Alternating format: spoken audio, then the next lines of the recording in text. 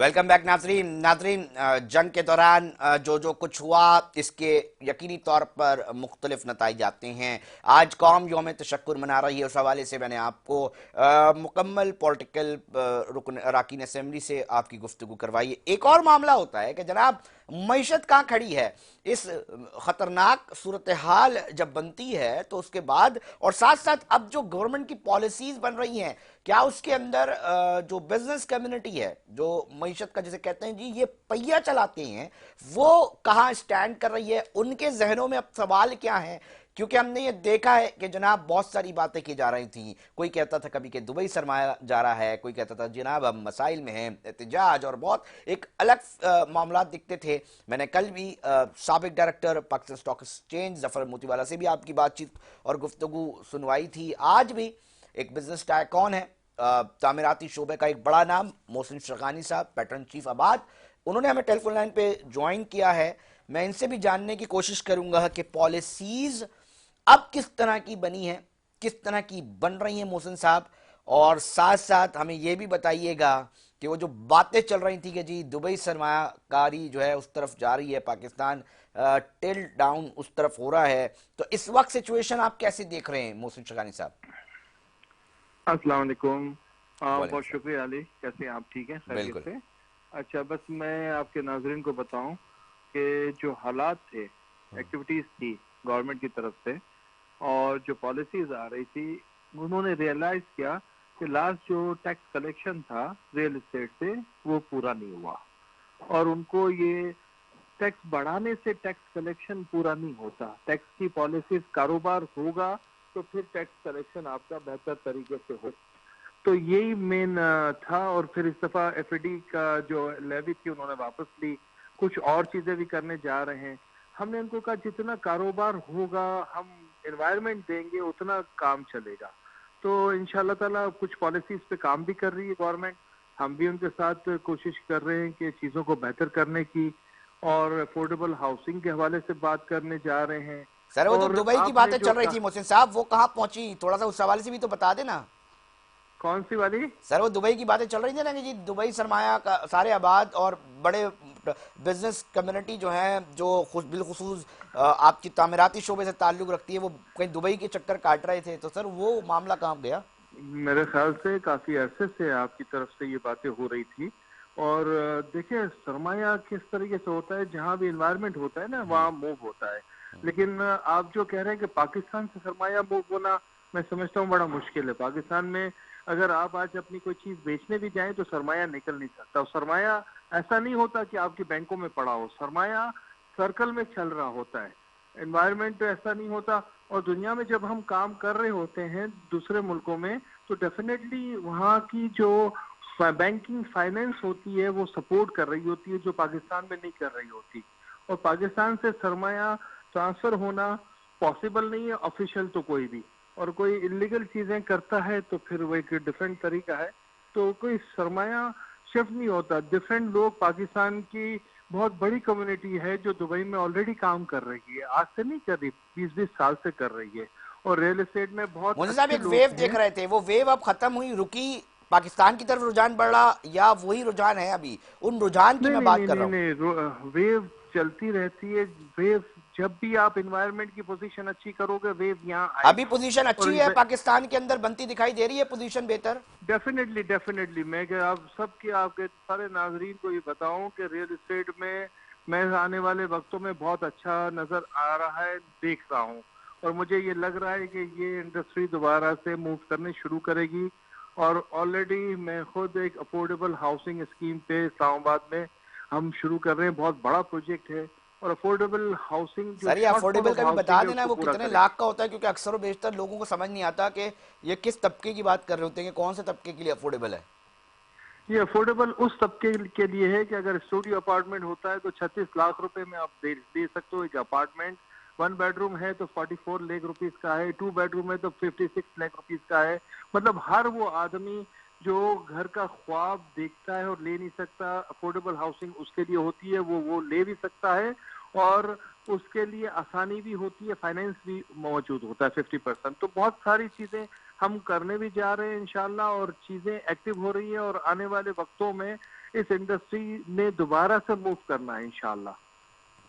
अच्छा मोहसिन साहब, मैं दो सवाल और रखना चाहूंगा और मैं ये आप कोशिश, जितने कहें वो हाँ मैं जरूरी है इसलिए प्लीज। चाह रहा हूँ ना, क्योंकि देखे ना सर, एक बहुत बड़ा तबका है, एक बहुत अहम तबका है आपका, आपकी जो इंडस्ट्री है, क्योंकि इसको कहा जाता है कि जनाब तामीराती शोबे से एक इसके साथ ही 10 सनतें जो हैं वो अटैच होती हैं। उन दीगर सनतों को किस तरह देखते हैं? सीमेंट वाले हैं, दीगर फर्नीचर, मतलब एक एक एक बल्क के अंदर मुख्तलिफ इंडस्ट्रीज भी उसके साथ कनेक्टेड दिखाई देती हैं। ये बिल्कुल बजा फरमा रहे हैं कि जनाब चीज़ें चलती हैं तो सब चीज़ें चलती हैं। वो जो दीगर जो इसके साथ रियल एस्टेट सेक्टर या सेगमेंट के साथ जुड़ी हुई इंडस्ट्रीज हैं, इस वक्त उनकी क्या कंडीशन है? उस इस वक्त उन वो जो लीडर्स हैं वो क्या सोचते हैं? देखिए लास्ट 2.5-3 साल से कंडीशन ये है कि वो इंडस्ट्री अपनी पूरी प्रोडक्शन नहीं कर रही। हम्म। और कम से कम मतलब जो बड़े इंडस्ट्रीज थी उनकी तो मतलब बैंक की फाइनेंस इतनी थी कि बहुत सारे स्टील की जो फैक्ट्रियां थी वो बंद हो गई। बहुत सारे सीमेंट वाले जो एक्सपोर्ट करना पर जाते जो सरवाइव कर रहे हैं वो कर रहे हैं, अदरवाइज उनकी जो अपनी प्रोडक्शन कम हो रही है।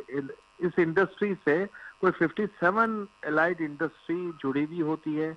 इसके साथ जॉब क्रिएशन होता है और शॉर्टफॉल ऑफ हाउसिंग भी ये पूरा करती है। और ये जब पहिया चलेगा तो पूरी इकोनॉमी आपकी चेंज होती है, आपकी हर तबके तक ये चीजें जाती है। और आपका मार्बल से लेके कील से लेके स्विच से लेके इलेक्ट्रिक के मीटर से लेके हर चीज इसमें आती है। जो मेजर आइटम तो हम सीमेंट, सरिया और स्टील और इसी की बात करते हैं, सेरेमिक की बात करते हैं, जबकि 57 इंडस्ट्री डायरेक्टली इनडायरेक्टली इन्वॉल्व होती हैं और पूरा रोटेशन होता है। और बेहतर पॉलिसीज अभी हुई हैं गवर्नमेंट की तरफ से, और गवर्नमेंट इस वक्त उस पे तवज्जो भी दे रही है और बात भी कर रही है। और मैं समझता हूँ इस बजट में आप देखें कि जो डिजिट था 11% पे आपका इंटरेस्ट रेट आ गया। जब भी इंटरेस्ट रेट आपका 20% 22% होगा तो इन्वेस्टमेंट आएगी नहीं।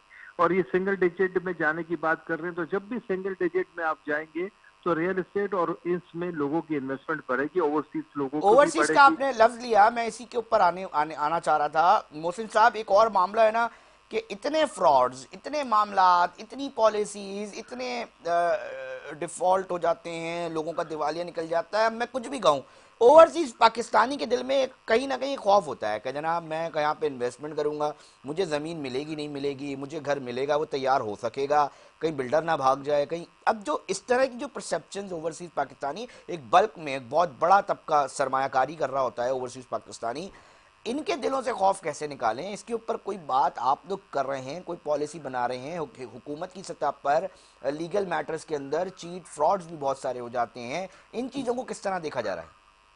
बिल्कुल उनके लिए पॉलिसीज भी बनाई जा रही है और एक एस्को अकाउंट को डेवलप करने जा रहे हैं। अच्छा। और आने वाले वक्तों में जो भी पेमेंट होगी थ्रू एस्को अकाउंट होगी, ताकि वो जो पैसे आपके पास कलेक्शन है वो सिर्फ उस कंस्ट्रक्शन पे लग सके जो आपने प्रोजेक्ट किया हुआ है। और जो नंबर ऑफ द फाइल्स है, जो फाइलों का चक्कर चलता है, वो भी ना हो। और नंबर ऑफ यूनिट लोगों को पता हो कि कितने यूनिट है और कितने अप्रूव्ड है और कितने एनओसीज है। और उसके लिए भी यही ओवरसीज के लिए ही वर्क कर लेते हैं कि 30% हमारी जितनी भी इन्वेस्टमेंट आती है ओवरसीज पाकिस्तानी से आती है। और वो भी कम हो गई थी। और कम होने की वजह रियल एस्टेट तो अपनी जगह आप जो कह रहे हो फ्रॉड हो गए, इसके अलावा जब आपकी करेंसी डिवैल्यू होती है तो वो लोग अपना हाथ रोक लेते हैं कि आपके यहाँ पैसे नहीं भेजते। आप देखें लास्ट करेंसी आपकी स्टेबल है 1.5 साल से। ये बहुत बड़ा काम है गवर्नमेंट की तरफ से कि आपकी करेंसी को स्ट्रांग रखना, आपकी इंटरेस्ट रेट को कम करना और आपको पॉलिसी अच्छी सर देना। मैं ये एक चीज 3 देख चीजें रहा हूँ, होती वजीर है। आजम साहब हो, इसाक डार की तारीफें आजकल बिजनेस कम्युनिटी क्यों कर रही है इतना? मतलब पहले भी ये लोग थे, मतलब समझ से बाहर है थोड़ी सी, थोड़ा समझाएंगे, थोड़ा क्लियर कर देंगे इस चीज को? देखिए इससे पहले हम ही लोग तारीफ नहीं, हम लोग तंज कर रहे थे। हम लोग उनको कह रहे थे कि ये पॉलिसी ना करें। और वो कह रहे थे कि हमारे हाथ में नहीं है, वर्ल्ड बैंक के हाथ में है। हम फाइनेंशियली वो परेशान होते थे। लेकिन आज अब वो पॉलिसीज बेहतर कर रहे हैं तो बिजनेस एनवायरनमेंट बेहतर होगा। जब तक आप पॉलिसी बेटर नहीं करेंगे, इंटरेस्ट रेट आप कम नहीं करेंगे, आप अपने डॉलर को स्टेबल नहीं करेंगे, आपकी इकोनॉमी नहीं चलेगी। और ये 3 चीजें आपने की है कि अब आप पॉलिसीज पे भी आना शुरू हो गए। आपने एफडी कम की, आप विद होल्डिंग कम करने जा रहे हैं, अब दूसरी चीजें मतलब कि ट्रांजैक्शन कॉस्ट कम करने जा रहे हैं। जब आप ये चीजें करेंगे तो अट्रैक्ट करेगा ना लोगों को। ठीक। बाहर से पैसा कब आएगा? जब आप वो समझेंगे कि यार हमारा पैसा यहाँ लाख रुपए भेजा है, कि 50,000 तो नहीं हो जाएगा, बिल्कुल आधा ऐसा ही तो है। नहीं हो जाएगा। तो ये इंपॉर्टेंट होता है आपकी लॉन्ग टर्म पॉलिसीज क्या होती है। और हमें अभी भी गवर्नमेंट को ये कहना है कि कोई 10 साल की 20 साल की पॉलिसीज बनाए इस मुल्क के लिए, इस पाकिस्तान के लिए, ताकि इस इकोनॉमी पॉलिसी को कोई भी गवर्नमेंट ना छेड़े, वो कंटिन्यू चले, ताकि ये मुल्क आगे की तरफ जाए। हम इनका ठीक। फ्यूचर, लोगों का जो आने वाली नस्लें, उनको बेहतर फ्यूचर दे सकें। बहुत शुक्रिया मोहसिन शकानी साहब, पैनल चीफ इत्तेहाबाद, और अपना एक मौक़िफ़ बता रहे थे। और इस वक्त हालिया हुकूमती क्या पॉलिसीज़ चल रही हैं, क्या मामलात चल रहे हैं, क्या ऐसी हिकमत अमली बनाई जाए कि ना सिर्फ बिजनेस बल्कि जो एक आम आदमी है उसको भी वो चीज़ें मैसर आ सके। आपने सुना मुकम्मल उनकी गुफ्तगू। इसके ऊपर फीडबैक मैं चाहूँगा कि हमारे सोशल मीडिया अकाउंट्स पे लाजमी दें। नाज़रीन, वक्त प्रोग्राम का इख्तिताम की तरफ पहुँच चुका है। अपने मेज़बान अली रज़ा को दीजिए इजाज़त। हम फिर हाजिर होंगे। जब तक अपना बहुत ख्याल रखिएगा। अल्लाह निगहबान।